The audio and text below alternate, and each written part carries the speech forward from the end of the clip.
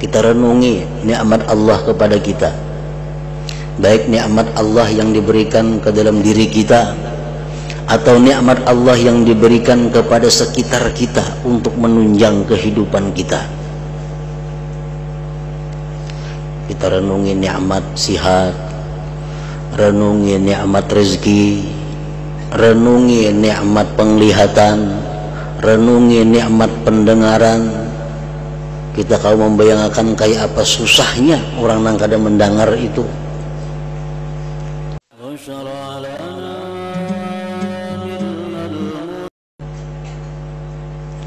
Orang yang suka merenungi tanda-tanda keajaiban-keajaiban itu akan membuahkan tambah yakin dan ma'rifat kepada Allah Subhanahu wa ta'ala. Menambah keyakinannya bahwa Allah itu Maha Esa, menambah keyakinannya Allah itu Maha Kuasa, karena dia sering merenungi ciptaan-ciptaan Allah Subhanahu wa ta'ala. Nah, kalau kita merenungi bumi, merenungi tumbuh-tumbuhan tadi, itu pahalanya ibadah setahun. Kayak apa cara merenungi? Nah, itu pohon dahulunya kadada, sekarang ada dan tumbuh berbuah. Pasti ada itu yang menyiram, pasti ada itu yang membuahkan, pasti ada yang menumbuhkan. Dan dalil Al-Quran maupun hadis bahwa yang memperbuat itu semua adalah Allah Subhanahu wa ta'ala. Tafakkur macam itu yang mendatangkan pahala ibadah setahun. Yang pertama yang ditafakkurkan itu adalah tanda-tanda yang menunjukkan keesaan Allah. Yang kedua yang kita tafakkur itu in-na'ma, nikmat.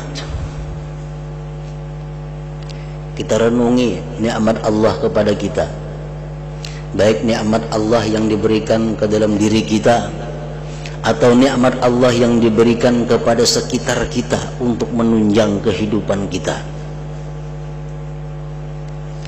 Kita renungi nikmat sihat, renungi nikmat rezeki, renungi nikmat penglihatan, renungi nikmat pendengaran. Kita kalau membayangkan kayak apa susahnya orang yang kadang mendengar itu. Kita mendengar, ada kawan saya pun kadang mendengar susah. Kita rasakan bahwa kita dapat nikmat mendengar. Nah, kalau kita merenungi nikmat-nikmat Allah yang diberikan kepada kita itu akan menambahkan kecintaan kita kepada Allah Subhanahu wa ta'ala. Pasti menambah cinta. Kalau kita tuh memikirkan si Fulan umpamanya, Fulan tuh rancak menolong kita, apa-apa yang membantu kita, apa-apa yang memperhatikan kita.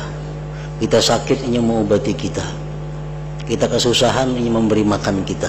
Si Fulan tuh, kalau kita ingat-ingat kebaikannya lawan kita, pasti kita bertambah sayang, bertambah cinta kepada Fulan itu. Nah, merenungi nikmat Allah seperti itu menambahkan cinta kepada Allah. Itu pun mendapatkan pahala tadi ibadah setahun. Yang ketiga yang direnungi adalah isawab, pahala, ganjaran.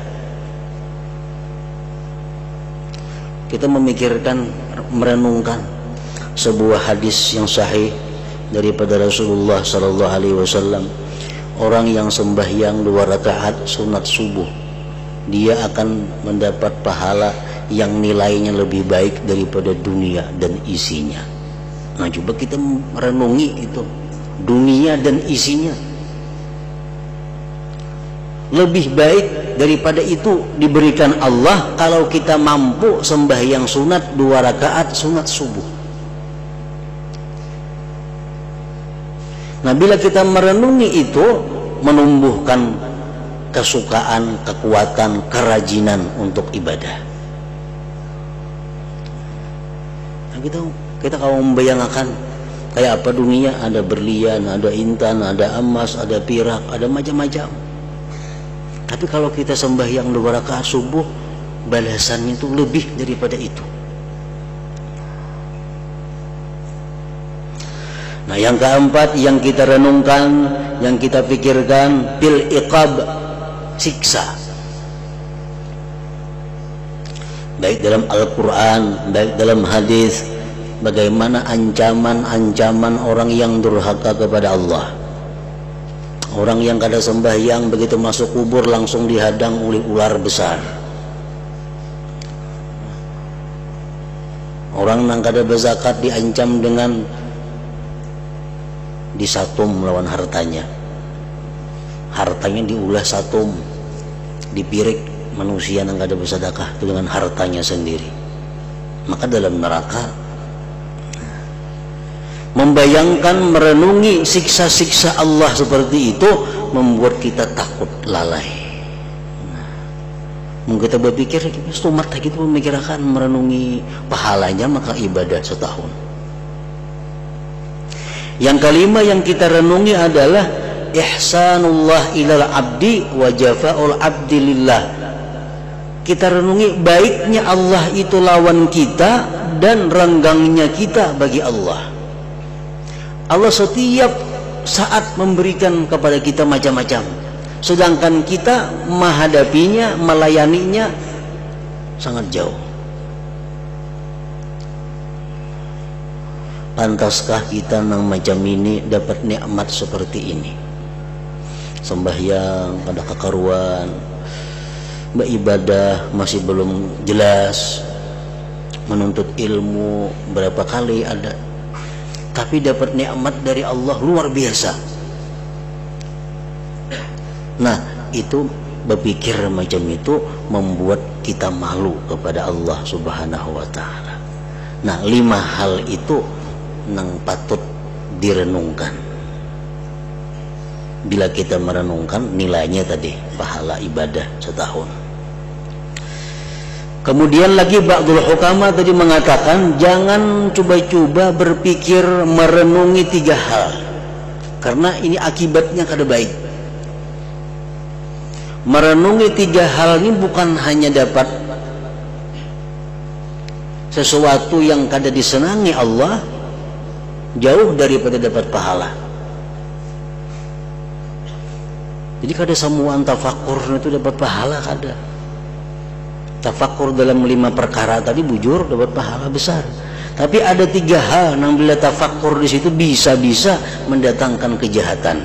1, til fakar, pada kefakiran. Jangan merenung, susahnya aku nih hidup rumah miris, menang kontrakan. Kayak apa kita yang berbanderon bini yang umpamanya nih merunding, memikirkan kefakiran nih. Nah, jangan sekali-kali memikirkan kefakiran itu. Kenapa? Karena maulah sedih. Maulah sedih benar. Pikirkan nak kalau jadi sugih kada juga. Bahkan bertambah sedih dan timbul keinginan tamak. Timbul tamak. Yang kedua yang jangan dipikirkan, fiman zalamaka, tentang orang yang menganiaya engkau. Ini diingat-ingat orang yang menganiaya seorang, orang yang menzalimi, diingat-ingat, dipikirkan. Itu akibatnya membuat keras hati dan dendam. Ada baik itu. Yang ketiga, jangan merenungi tentang kekal atau lama dalam dunia ini. Kayak apa kita tentang 2014, 2015, nah berpikir 2010 aja hanya masuk, sudah 2015 pikirannya. Nah, bila memikirkan itu kalau jadi pahala, bahkan dapat mengakibatkan apa? Yusawwiful amal, menunda-nunda amal kebaikan.